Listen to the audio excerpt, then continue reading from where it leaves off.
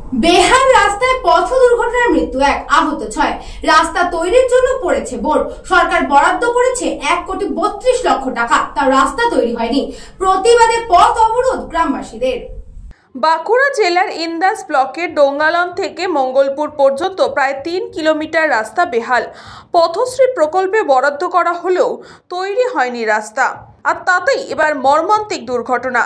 ট্রাকে করে 12 থেকে 14 জন বাসিন্দা কয়লা পুকুরে জলসা অনুষ্ঠান দেখতে যাচ্ছিল।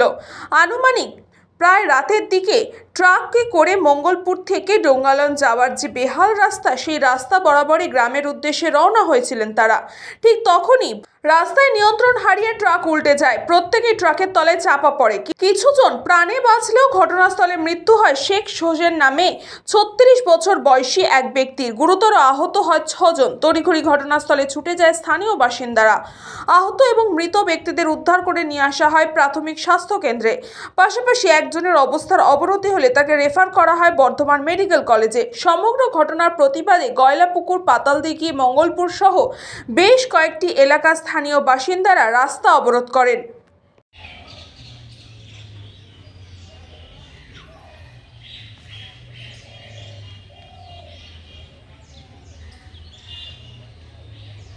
ধর্ম অনুষ্ঠান হচ্ছিল, হবার পরেতে ওখানে গাড়ি ট্র্যাক্টর উল্টিয়ে 4-5 জন আহত হয়েছে, একজন মারাও গেছে। তা আমরা মানে পার্টিকে বলে বলে হাল্লাক হয়ে গেছি। আমরা নিজেরাও পার্টি করি। কোন পার্টিকে বলেছিলেন? তৃণমূল পার্টিকেই বলেছি। কি পার্টির লোকেরা কি আশ্বাস দিচ্ছেন? বলছে করব। কতদিন যাবত চলছে এরকম? এটা প্রায় 1 বছর চলছে। এখন আমরা রাস্তাটা চাইছি যে ভালো হোক।